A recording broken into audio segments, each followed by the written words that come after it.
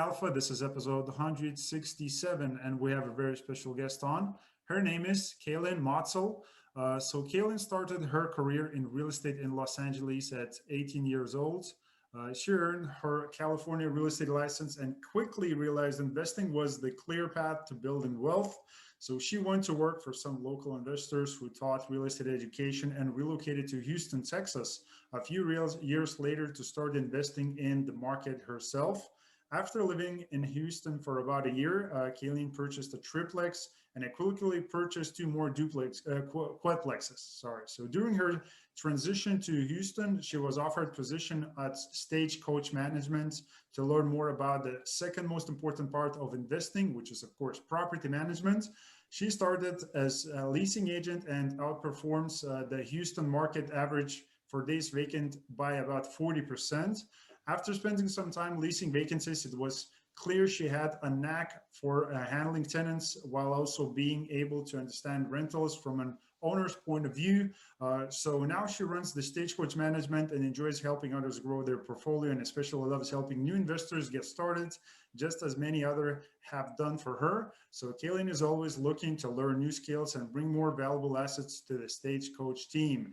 And of course, get in contact with Kaelyn personally. That's going to be an Instagram link is going to be there in the show notes. Of course, stagecoachmanagement.com is the website, and the YouTube channel, of course, is going to be there as well. So Kaelyn, for you personally, I want to say a big thank you again for coming over today. Yeah, thank you for having me. I'm excited. Thank you. So it's a big bio, got me winded a little bit. I know that is. Good. I know. I was like, oh, that's a long bio. But it's good. I mean, a long one is always better than a short one, So definitely. I guess that's. Yeah. Thank you. So can we talk about, again, your personal experience? You got started, again, in real estate in Los Angeles, your personal career at 18 years of age, so really young. So can you talk about that personal experience? How was that, and what did you do at that time? Yeah, so when I got started, I just started just as an agent, actually. Got my license at 18 and just kind of went for it. LA is a very cutthroat real estate business. But yeah, like pretty quickly after I got my license, I realized I wanted to be investing. You can make a lot of money on commissions and buying and selling houses, but I wanted to build passive income, and you can't do that with just being an agent. So I started just learning a ton about investing, started looking into wholesaling. Obviously, I feel like that's where everybody kind of starts, flipping, like just looked at everything and started learning from tons of other investors. And yeah, I ended up working for some investors out in LA, and then decided to move with them to Houston. And then that's how I ended up working for the company I work for now, and bought some properties. Got it. So the story on that part is very short, but I mean, so we can expand on that a little bit more. So because there's a lot of that, again, because you've been involved with real estate. You mentioned you got a real estate license in the state of California, and then you came through these investors. Then we relocated to Houston. So again, for the people, if you give advice for the people, again, because I think there's a lot of people right now in this COVID pandemic, they're maybe looking to make those changes. And, maybe start something different. And again, like real estate, property management, or investing type of business, maybe it could be an answer for those people. So can you talk about, if you go deeper in that, your personal experience, because being 18 and so how were you trusting these people saying, okay, I need to go and relocate to a completely different market and start everything kind of brand new and fresh? Yeah, I think we had looked at different markets, my partner and I, who's my boyfriend. We had looked at different markets. Texas was a big one. We liked it a lot. And, at the time when I got that offer to go with them to Houston, we'd kind of decided there was nothing more important to us other than building a portfolio. And we knew we couldn't do that in California. Sure, I could have done it remotely, but with how quickly we wanted to scale and grow the business, I knew I couldn't have done that remotely. So being that I had really not much to lose, I think I was 21 when we moved here. There's no risk. I don't have kids. I don't have, obviously I have family in California, but nothing was tying me down there. So I decided to just go for it. Makes sense. Yeah. So I think that would be making sense for those people who are maybe single or couples and they don't have a lot of kind of, things that they will keep them down in that specific market. So again, can you talk about personal experience of purchasing a triplex, and after you purchased two more quadplexes? So can you talk about that experience and maybe your personal kind of journey? What did it take for you to get in that mind frame? Because we're talking about going from real estate, let's say, getting the license to investing. So can you talk about that personal experience and what did it took for you to make those things happen? Yeah, it took a long time. I mean, looking back at it now, we spent probably 2, 3 years just learning, soaking up the knowledge from tons of other investors. Um, and luckily, I was fortunate enough that when I worked for some other investors, I made a ton of connections. I used to go to like at least 10 meetups a month.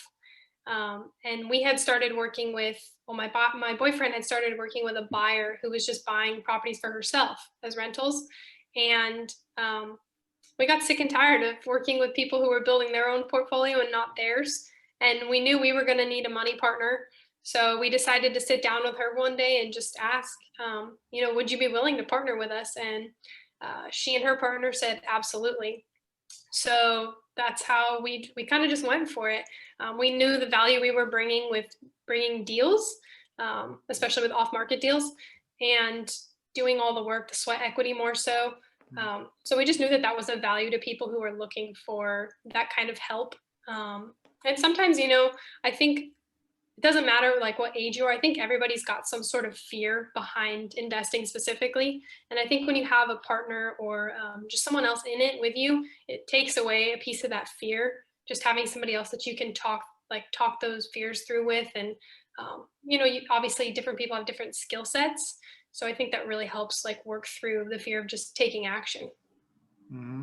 Yeah. So taking action is the key in business, because Yeah. as I mentioned, we can educate because there's a lot of books, out there, podcasts, YouTube channels. I mean, free resources and content that sometimes we get drowned in, and a lot of that information sometimes get distorted.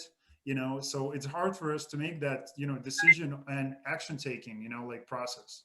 Like sometimes we get stuck. So it's good that you continue to still implement and learn everything that you learn from from meeting all these people, which again we talked about in the beginning, that relationship is the kind of the key piece for you and for the business model and property management company. So again, are you actively looking for deals currently right now in Texas, or what's happening with your personal portfolio? Yeah, I am. We kind of stopped, actually, to be honest, once we realized how much stabilizing was going to take with these current properties. They're fully stabilized now, and I'm 100% ready to dive back into looking for property. I've kind of changed my model a little, where now I want to go bigger. For a little, I thought we were going to go back to single family, but after talking with numerous syndicators, that's kind of where I want to go. I'm looking next year, hopefully, to buy about 50 units. I want larger stuff. Looking for like 30 units and above. So yeah, I'm just ready to dive into some bigger things and eventually syndicate. Got it. Awesome. So can you talk about multifamily in general and syndication? Why those particular deals instead of going, let's say, different asset class, mobile home parks, maybe office space? Well, maybe office space doesn't make a lot of, sense at the moment, even though you can maybe buy it cheaper than before. But let's say, some other asset class that are available. Why multifamily in particular? I think there's a lot of reasons for me, but you can go farther faster with a team. You can grow a big team when you do multifamily. And so I think we'll be able to scale a lot quicker with that, one. Two, I think it's awesome that when you syndicate, you're helping other people retire. I think it's really cool that you're getting to help people just build that nest egg and work on passive income. I'm super passionate about that. I think there's so many people who are just, they have like really good W-2 jobs and need some other form of investing where they can park their money, and, they don't want to spend the time learning all the knowledge to be able to go out and do flips or buy and holds. But if they can feel comfortable with lending some money in a syndication, I think that it can build generational wealth just doing that even. Okay. So talking about the deals that you're going to be looking for, I mean, and you're probably already maybe going through, because again, one of the ways to look for those deals, kind of so-called off-market deals, is through personal connections, through brokers. And I'm sure that you have a lot of those relationships built through over time, again, working with property management and just networking in general. But there's a lot of people kind of talking about that it's hard to find good deals that would make sense when you underwrite them. So how are you going to go about, besides having those relationships? I mean, is there any kind of creative strategies that you're going to use to source deals? Yeah, so we've been strategizing that right now, actually. I do think the biggest thing is brokers. When you talk to a lot of these guys who own millions and millions of property, they say about 80% of deals come through brokers once you get into the larger commercial realm. Um, I do think we will try and we've started a little bit of off market as far as cold calling and cold text, probably to start a little bit of direct mail here. Um, but at the end of the day, I think the larger deals do end up in brokers' hands. So, we're just creating those relationships with the brokers, bringing them gifts, taking them to lunch, just trying to get to know them better and how we can help their business. Um, and obviously, we're going to help them by buying more property for the next 20 years. So, yeah, we will try and do some off market, but I just do think once you get into I'd say between 30 and 50 units or above, it's going to go through a broker's hand for the most part. Okay, got it. So again, you got involved with the Stagecoach Management Company, which again, you've been offered the position to work with them. That's what you currently at the moment are doing as well. So can you talk about how did you came across that opportunity, first of all? Actually, it was just on Indeed. I just kind of wanted to change when we came here. I was working as an agent here. I had to get my license, but I knew how long it takes to build a business as an agent because I had done it in California, and I wasn't willing to. I mean, we didn't know anybody here in Texas, so it was going to have to be from expired listings, open houses, all that, and I just knew how long it was going to take. So I went and looked for a job with just something in real estate. And I figured, well, property management was probably right up my alley because we had just bought property. And I figured that's something I needed to learn the ins and outs. I know that that's extremely, extremely important as far as owning property. And I got hired by this company and quickly right away just realized how much I love the company and the values, the culture there. So that's really my main focus, is just helping grow that company and expand. And that the owner of that company buys properties as well. So yeah, it's just a growing company that I've just really enjoyed working with. Got it. Okay. So, and again, you started in a leasing agent position I in the did. company. So, can you talk about your personal experience? I mean, have you used any of the realtor kind of skills that you acquired over time? Was that any valuable? I mean, and what type of skills maybe you need to gain, working in that position? Because again, at the same time, you outperform the Houston market average days for days vacant for about 40%. So, you've been doing, I mean, great, with that. So can you talk about what made you different in that position from somebody else? Yeah. So I actually much rather enjoy showing apartments rather than homes. It's quick, it's short. People don't spend a ton of time. There's not a lot of ridiculous questions and things you have to go through. Um, it's really interesting with apartment leasing because you'll find a lot of people online they come off to me as very salesy and just pushy. What Pushy. what I found works best is um, I'm totally blanking on the book, but it's by Chris Voss. Oh, Never Split the Difference. Yep. I kind of use some of his techniques, just some things I've learned in real estate. My biggest thing with leasing is mirroring and matching. I just read people and kind of do what they're doing. I'm pretty easyggoing being from California. I just kind of get to know people, even when I'm showing just the properties as far as leasing, just get to know them a little. Do they live in the area now? Why are they moving to this area? I just ask them some questions to make them feel comfortable, and then just mirror and match them and see if we're a good fit. And then, at the end, I do push them a little to try and close that sale. Just, sometimes we'll do hey, if you apply by Friday, we'll give you $200 off first month's rent. Or okay, are you ready to start applying now? Let's go ahead and sit down and look through this link. So you do kind of push them a little, but I'm not sitting there doing that if I know someone's not interested at all, obviously. Which I think a lot of companies even I know when I was looking for an apartment, as soon as I got done looking at the place, they were like, okay, let's sit down and fill out the application. And I was like, well, I've already looked at like 15 other places and this is not on my short list even. So I think it's just reading people, just mirroring and matching. That's really what it is. Got it. Okay. So again, I'm just looking at the bio, and it says that right now, besides running, Stagecoach, you enjoy helping others grow their portfolio and get new investors get started. So can you talk about that? Yeah. I think a lot of times when you meet people at events, I know it's not happening right now, but I think there's so many new people in real estate. And I think, I don't know the stats on how many people actually go out and purchase property once they attend these events, but I'm sure it's probably only like 5%, unfortunately, that actually go out and do it. And that's frustrating for me because it's doable for, it's doable for most people, almost everybody. And I know I was in that position for a good, like I said, 2 to 3 years where I just didn't pull the trigger.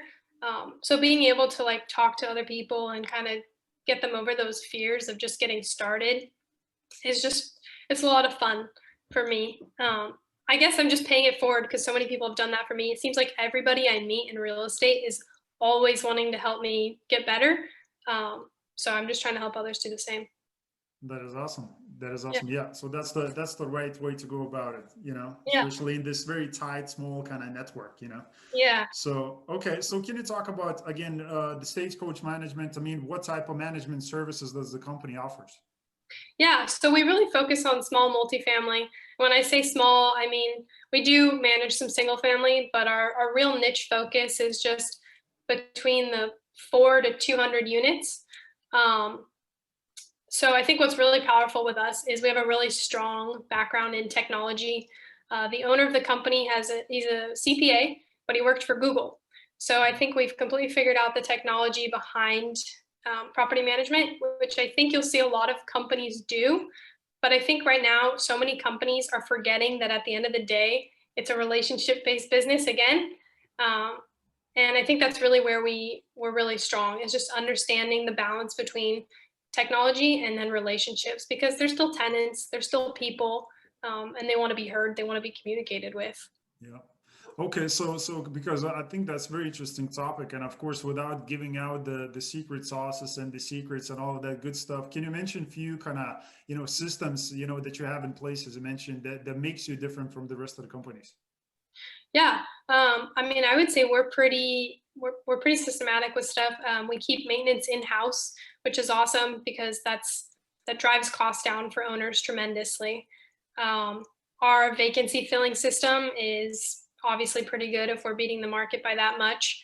Um, we use software that syndicates the advertising of the properties out to about 80 different websites, I believe. So we're on every platform. And then I also think we're very systematic about following up with just everyone in general, but following up specifically with people interested in leasing a property. That's the other thing I didn't talk about. That is like the number one thing, I guess, as far as filling vacancies is the follow up. Because most of the time apartments don't follow up with you. Maybe you get one email here or there, but we text and call them to follow up and see if they're still interested. Got it. Okay. So coming back to your personal experience being a leasing agent again, can you talk about, a tenant's kind of screening process and maybe, some kind of do's and don'ts that other property management companies are missing? Yeah. So we use a software called Appfolio. So that's a pretty common software in property management. It does the background check, the credit check, and then it asks them to upload their income. And what I'm seeing right now, especially, oh, and it also does like an eviction background too. Um, what we're seeing right now is I've seen people lie about their income. There's actually a website to create a fake, Yeah. We fake heard about it. income. Yeah, it's pretty crazy. Yeah. So I think what's important is just you got to stick with the laws. You can't treat people differently. You got to call their employers and verify that they worked there, verify how long they worked there. And most importantly, right now, is verifying their current landlord, because even though someone may not have an eviction on their record, maybe they're being evicted right now because of COVID. or maybe they're just ditching out because they know they owe money. So you need to get in contact with their current landlord now and make sure that they've been paying on time, aren't behind now all of a sudden the last few months. Because we've seen a few of those that are just trying to skip out on their current leases and find a new place because they know they're going to be evicted eventually. Got it. So again, Appfolio and the rest of the softwares that could be great again when it comes to vetting a potential tenant is awesome. But how much of the gut feeling there is involved into that decision making process with a potential tenant? Well, you really can't. I don't really use a gut feeling just because you have to treat everybody the same as far as like the laws, just the fair housing laws. You've got to treat everybody the same. And I think that's really important too when you're setting up your management company, or even if you're self-managing, because you have to treat everybody the same. You can't just get a feel for like, oh, this person might be better, might not. At the end of the day, like owners of the specific property, if we get multiple applications, which is pretty usual, we send them the applications and they get to decide based off of the knowledge we provided them. But they can't ask questions as far as like, well, who do you feel is the right tenant, or do you think they'll be okay? It's just, here's the facts. Mhm. Yeah, yeah. So the reason I'm asking that question, because I know I came across multiple, property management companies that have, leasing agents in place, and sometimes, those funny situations happen. As you said, there's kind of fraudulent documents, or maybe something else, like it maybe something that everything is clear. I mean, crystal clear. Like you see, there's no problems, but there's that feeling. And sometimes, ladies have that feeling most of the time, because I think most of the leasing agents, they're ladies, because they have that feeling sometimes about people.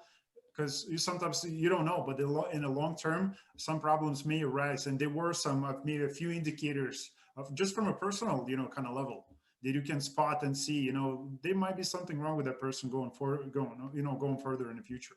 So Yeah. who knows? But Yeah. again, yeah. So can you talk about, again, one of the issues, so maybe not issue again for you personally as a property management company, but at least the people that I'm talking with, multifamily operators, some of those people are talking about that, collecting rents is a little bit of an issue right now during the COVID times. So can you talk about your processes and how do you go about, to collecting rents and to make sure that the process is smooth as possible and you can collect as much as possible rents? Yeah, we saw very little change in our rent collection, maybe about a little less than 1%, I would say. I do have some people that obviously I am having a problem with, but as soon as we knew what was going on, we were already really strong with communication, but we really cracked down on that. We're communicating probably twice as much right now, um, just trying to get documentation from the tenants as much as possible.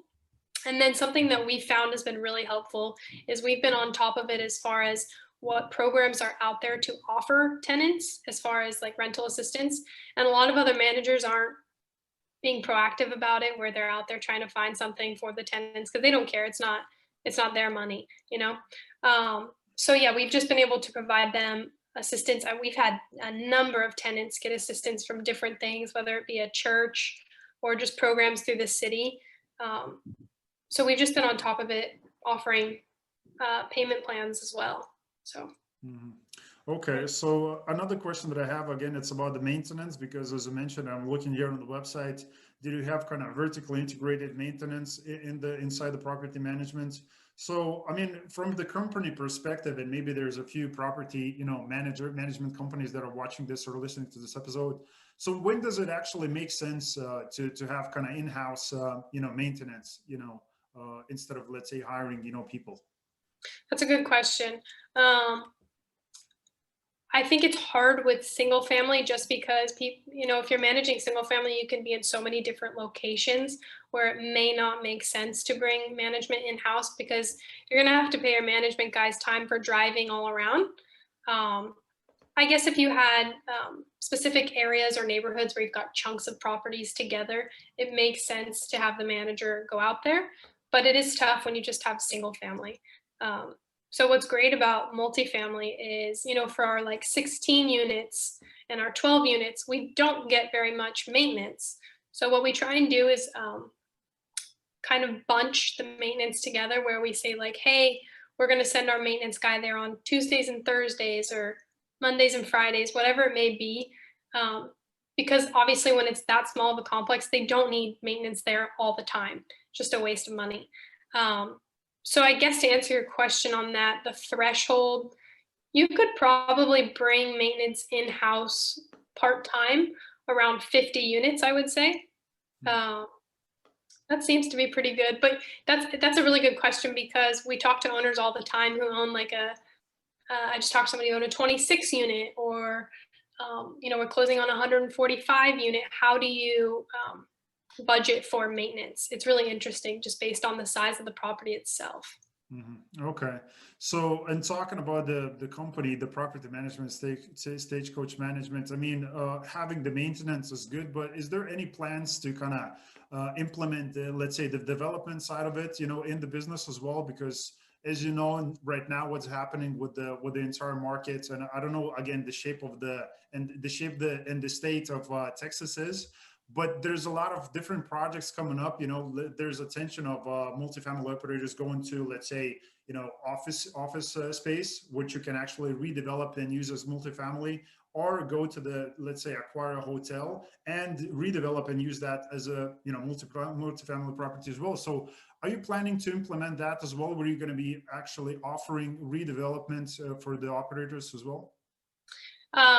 That's a good question. So I've been really interested reading a lot about the hotel conversions. Here's the way I'll put it. I don't want to be the first to do it, but I'll be really happy to see once somebody does it. We just haven't figured out what it would really cost to, add the kitchen in there. Because, I mean, that's a lot, running the plumbing through all those units. I think I've seen some properties come across already where they're trying to sell it as a hotel to convert into an apartment complex. And so far, I've seen them pretty overpriced for what I think it would cost to convert. So I do think maybe we'll jump into that space, but I don't want to be the first to do it, is the thing. So I'd like to see some other people do it first and how it goes. But I do think that's a really interesting topic right now, are those conversions. Yeah. So, okay. So again, you mentioned you're looking from like as far as I remember, from 2 units to 200 units, or 6 units to 200. Yeah, we'll do really between like 2 and 250 is like our really niche right there. Got it. So, and what are you currently focusing on? I mean, are you focusing on or getting more multifamily clients or a single family still? Yeah, we're definitely focused on multifamily clients. We'll take on single family clients, but we really feel that we're best fit for multifamily. Got it. So, and how widely are you spread in the state of Texas? So we will go right now anywhere from 2 hours outside of downtown Houston. So I do have properties that we manage that are about an hour and a half away from downtown Houston right now. But we'll go up to about 2 hours right now. Got it. Okay. So, and coming back to your personal deals, I mean, because I know it's great market to be in. Again, Texas is a great market. And again, multifamily deals are phenomenal. And again, syndication, it does make a lot of sense. So what would you recommend, again, for the people just like yourself who want to get into the multifamily industry? Because I know those are watching as well. Is like, how do you get involved? Like, what is the first steps that people should take, again, in their given market? Yeah, I think networking. I know it's really tough right now, but there's so many online events on Meetup. I know a company in Texas who they promote a ton of different events. So I constantly am just once a week, I check their website to know which events I should be jumping on, to meet new people. But it's really just learning from those who have done it before you. I would read a ton of books. For me, podcasts are still, it's like all I listen to in the car or just around the house. Just constantly soaking up as much knowledge as you can, or at least I'd say at least 6 months before you jump into something. You want to make sure you understand what you're doing before you jump into multifamily. Got it. So any like, let's say, top 2 or 3 like books and podcasts that you would recommend for the multifamily? Oh man. I know there's a lot of those, including this one. No. Yeah. Books, I'm gonna say I really like Cash Flow Quadrant by Robert Kiyosaki. I know it's not specifically towards multifamily, but I do really like that book. Um, man, I guess another book that I'm reading right now is The Four Disciplines of Execution. Um, Interesting. it does not talk about multifamily, but it does talk about executing on your goals. And I think people, especially in real estate, get so bogged down by the big goal, which is to buy real estate. And you need to learn how to track the smaller goals in order to achieve those big goals. And I think this book really, really helps you like set the stage for that. Got it. Okay. Any podcast that you would recommend that people should pay attention to? Um, I mean, this is really good. You interview a ton of great people. You don't have to say that. Have to be something else. Um, there's some really good Bigger Pockets podcasts. I will say that. I think they're constantly putting out good stuff. Obviously, it's been going on for a very long time. So they always have good stuff coming out too. Got it. Okay, so the four disciplines of execution: Chris McKenzie, Sean Covey, and Jim Hulling. I think that's Yeah, the book that we're talking about. Okay, I so believe that's what it is. here we go. So something to pay attention to for me as well. Good, good. Okay. So a lot of it does come down to the mindset and the perspective. And, again, the cash flow quadrant, great book, by the way. I'm happy that it's not Rich Dad Poor Dad, because a lot of people talking about that. So that's good. That's good. So again, personally, because again, you're acquiring some really great skills, actively Yeah. right now, working with property management side, which of course, maybe in the future, look, once you're going to have your company going, maybe you're going to vertically integrate kind of, because the way it operates, and maybe you can do that, yourself in the future, kind of in-house. And, at the same time, you can offer service for other operators as well, because I know companies do that, Yeah, if you have that's a yeah. great, yeah. Yeah, so we actually do. That's what we have other operators that have. I mean, I have a gentleman who has 75 unit. Yeah. Another gentleman has like 38. So we do manage for. Oh, sorry, there's an Amber Alert. For other operators as well. But yeah, I mean, I will eventually manage. I don't manage my own property right now just because when we got started, I wasn't in management. But now that I know enough about it, once that contract is up, basically, we'll take over our properties on management. Got it. So Yeah. yeah, I don't even manage my own properties right now. It's crazy. Yeah. Um, It's good. but I know, I guess it is good because I got to learn from like what I wouldn't do versus like how to manage them. So it is good. Yeah, yeah. So I don't know. Like my advice will be exactly the same. Instead of going and again managing your own personal properties, unless that's something that people want to do, because people talking about house hacking and living in one unit, and sometimes you're just hiring a property management company because you don't want to know that. Look, the owner lives in the same building, and you don't want to be like, oh, they will come in to me and knock on my door and say, okay, listen, my rent is going to be late, and and you will be like, I don't want to handle that. So those Yeah. problems arise, especially during these times with Oh, the yeah. COVID. There's more and more, those type of situations. So instead of having, that kind of experience and learning through that personally in these times right now yourself, hire a professional property management company, just like, the one that you're working in. And I mean, it's great. So yeah, definitely. So again, besides looking for your own personal multifamily deals and building a network and, connecting with people, being on podcasts just like this one, like what is your personal legacy that you want to leave behind you as well? Oh man, I just want to give back. That's really it. Yeah, I just do everything I do is so I can be done with real estate, in 10 years. And obviously, I love it. I don't think I'll ever get out, especially if I start syndicating. But yeah, I just want to give back. That's really all it is. Awesome. Awesome. Good. Okay, guys, make sure one thing from you, if you pass this episode along to a friend of yours, and of course, best case scenario of the friend, if the friend, probably two best case scenarios, if the friend is looking for a company that can manage his or her properties, in the Texas area.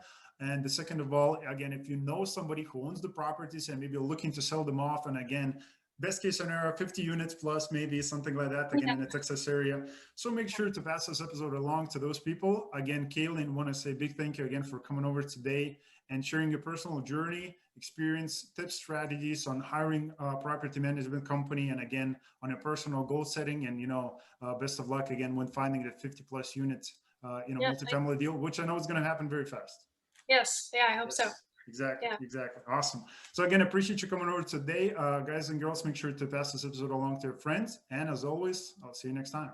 Thanks for watching. Thank you.